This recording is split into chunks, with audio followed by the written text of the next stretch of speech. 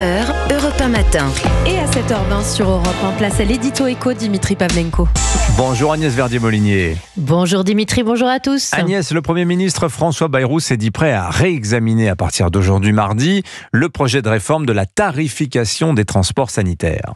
Et oui Dimitri, avec la grève des taxis, on parle beaucoup du coût des transports sanitaires et il faut dire qu'il y a de quoi. Avec plus de 6 milliards de dépenses par an, nous sommes face à une explosion des dépenses. Les coûts ont augmenté de 4,4% par an depuis 2016. C'est énorme. Environ 80% viennent des transports sanitaires effectués par des personnes en affection de longue durée qui sont donc remboursés à 100%. Il faut se dire qu'en moyenne, l'assurance maladie prend en charge 93% des dépenses de transport sanitaire en 2023. Et ça, c'est supérieur à la moyenne de prise en charge pour des médicaments qui sont remboursés en moyenne à 72% et pour des rendez-vous médicaux en ville qui sont remboursés en moyenne à 65%. Donc on rembourse mieux le transport en taxi que le rendez-vous médical lui-même. C'est tout à fait exact, Dimitri. Nous sommes dans une sorte d'open bar du transport sanitaire.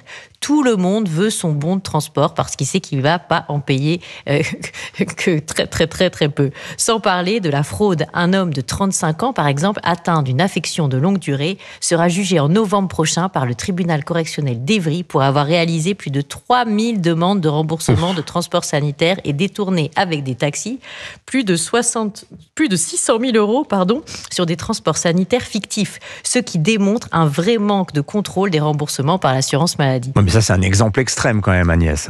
Oui, tout à fait extrême. Mais les règles de remboursement du transport sanitaire sont à la fois touffues et trop généreuses. La Cour des comptes a comptabilisé pas moins de 140 situations possibles entre prise en charge, exonération du ticket modérateur ou exonération de la franchise. Car il y a bien, Dimitri, une franchise qui est prévue sur le transport sanitaire de 4 € par transport, mais qui est souvent annulée de fait, car le cumul total annuel des franchises sur les boîtes de médicaments, les actes paramédicaux ou les transports sanitaires ne peut pas dépasser au total 50 € par an et par patient.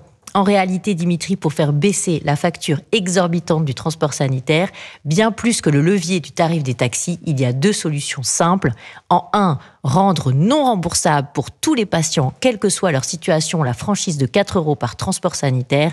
Et en 2, réserver le remboursement à 100% pour les personnes en oncologie ou sous dialyse, comme le font d'autres pays. Merci, signature Europe 1, Agnès Verdier-Molinier. Merci Agnès.